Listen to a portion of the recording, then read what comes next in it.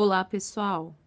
Hoje nós vamos falar sobre a Ásia, suas características gerais e seus aspectos naturais. Para começar, então, é importante a gente falar que a Ásia é igual à grandeza, né? Grandeza e diversidade. Grandeza por ser o maior continente do planeta e também o mais populoso, e diverso por conta das diferentes paisagens que nós encontramos. Então, essa diversidade ela se dá pelo aspecto natural, as diversas etnias que nós encontramos no continente e também a diversidade de religiões. Então, essa pluralidade cultural, ela marca o continente asiático. Além disso, também existe ali três antigas e grandes civilizações da humanidade. A primeira delas é justamente essa aí da fotinho, né? Vocês podem imaginar que são os chineses. Além disso, também nós temos os hindus. E por fim, a civilização islâmica. Devido à grande extensão territorial da Ásia, ela é dividida em 6 regiões. A primeira delas, a Ásia Setentrional, é composta pela parte asiática da Rússia. Setentrional significa norte. A Ásia Central é composta pelos 5 países que pertencem à SEI, Comunidade dos Estados Independentes. O Oriente Médio é a região onde predomina a presença dos árabes, que seguem a religião muçulmana. A exceção, do ponto de vista étnico, vai ser o Irã, que são de origem persa, o Afeganistão, né, que são de origem dos pachuns e hazaras, e a Turquia, que são os turcos. Mas ambos os países seguem a religião muçulmana em sua maioria.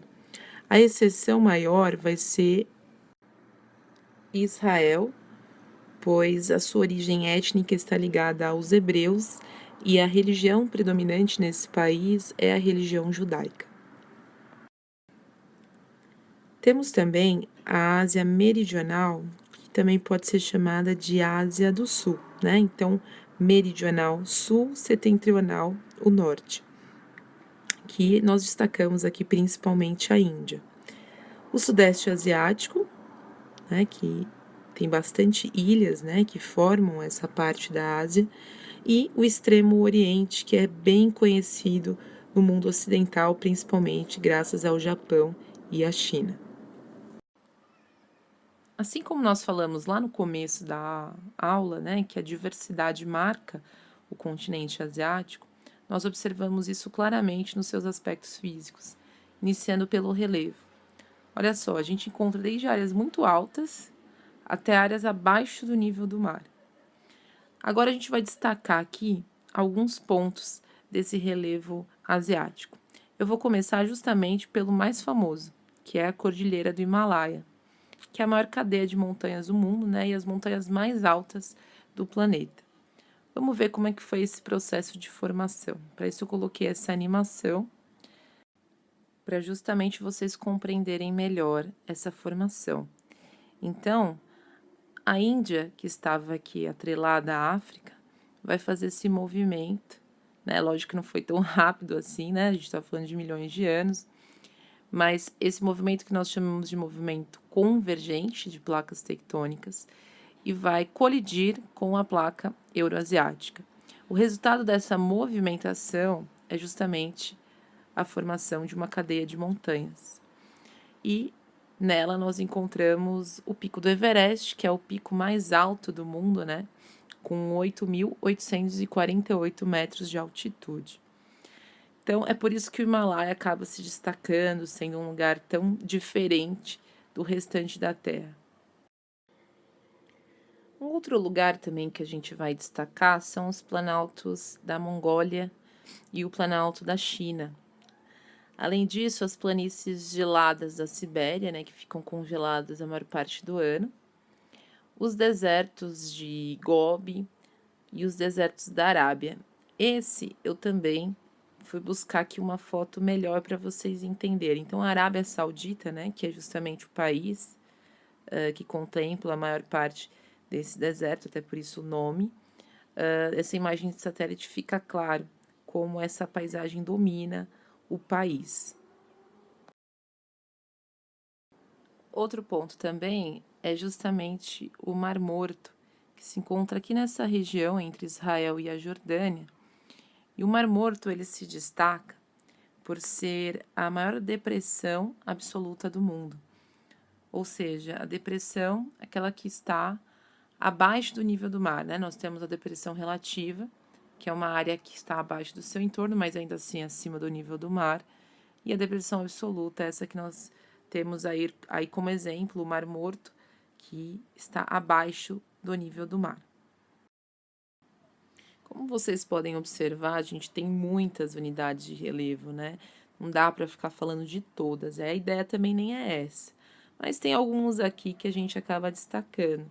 Os Montes Urais, eles são famosos porque eles são a divisão natural, né, entre a Rússia asiática e a Rússia europeia, e até mesmo um divisor natural entre a Europa e a Ásia. Existem outras planícies de rios famosos, como o Rio Ganges, o Rio Azul, o Rio Amarelo, que são rios muito importantes dessa região. Mas para finalizar, eu quero destacar dois países, que é a Indonésia e o Japão. Esses dois países eles têm em comum a grande incidência de terremotos e vulcões que acontecem no país, né? Destacando a tsunami de 2004 que aconteceu na Indonésia, que foi um dos piores desastres, né? Matando mais de 230 mil pessoas. E também o que aconteceu no Japão, que foi um tsunami de 2011. Muitas pessoas se perguntam por que o Japão tem tanto terremoto e vulcão, né? A gente tem mais de 200 vulcões nesse país tão pequeno. E nessa ilustração vocês podem observar que, na realidade, o Japão ele se localiza no encontro entre três placas tectônicas, né? Então, do ponto de vista geológico, é uma área bem instável. E por isso que o próprio país, a sua construção, né, até do ponto de vista cultural, eles já se preparam para esse tipo de evento, por saber que eles estão aqui completamente vulneráveis a esse tipo de evento, né? Aqui também eu coloquei uma imagem de um Monte Fuji, que é um monte bem famoso, né? Um vulcão bem famoso aí do Japão. O Monte Fuji, ele, apesar de ser um vulcão ativo, ele é um vulcão com baixo risco de erupção. A última erupção dele foi em 1707. Falando de hidrografia da Ásia, esse continente ele é formado por rios muito extensos, né, que são utilizados tanto para geração de energia nos seus trechos de planalto, como via de transporte nos seus trechos de planície. Além disso, as áreas próximas dos rios são áreas que são densamente povoadas, né? Porque o rio ele fornece ali a água, fornece o alimento muitas vezes e faz com que seja então um fator de atração da população. Nesse site aqui a gente vai destacar alguns dos principais rios do continente. Inicialmente a Cordilheira do Himalaia, que nós vimos anteriormente, o Planalto do Tibete, são grandes divisores de água, certo? E um rio que se destaca por nascer no Himalaia e é bem famoso, né, por conta do seu significado religioso, é o Rio Ganges. Então, o Rio Ganges ele fica na Índia e ele tem um significado para os hinduístas que acreditam que se banhando nesse rio eles podem purificar a sua alma. No norte do continente, lá na região bem fria, na Sibéria, a gente destaca aí o rio Obi, que congela em grande parte do ano. Na Ásia Central, nós temos esses dois rios que a gente vai falar deles, que é o Amudarya e Sirdari, que desagam no Mar de Aral. Depois vocês vão entender por que eu estou destacando. O Rio Amarelo, ele é um dos rios mais importantes do continente asiático, assim como o Rio Azul também, que ficam na China. No Oriente Médio, a gente destaca os rios Tigre, aqui está errado, e Eufrates. Nós encontramos também muitos lagos, como o Baikal, o Mar Cáspio, o Mar de Aral e o Mar Morto. Um fator importante quando nós falamos sobre essa questão da água na Ásia, né, é que em algumas partes do continente existe o problema da escassez de água, em razão do clima árido, gerando aí diversos conflitos entre os países. Esses que estão aí destacados nesse mapa são justamente países que estão aí pela disputa da bacia do Rio Jordão.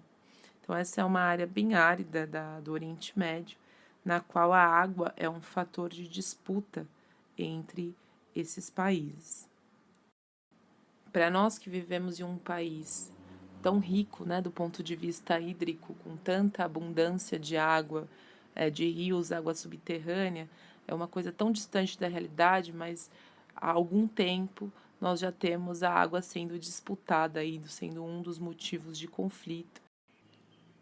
Então, anteriormente eu falei para vocês lembrarem do Mar de Aral, né? E é justamente ele que nós estamos vendo aí na tela. O Mar de Aral é o quarto maior mar interior da Terra. E ele justamente era alimentado pelos rios Amudarya e Sirdarya. O desvio da água dos rios para um projeto de irrigação consumiu 90% da água que chegava no Mar de Aral. E o resultado, como vocês podem ver, é praticamente um desastre, né?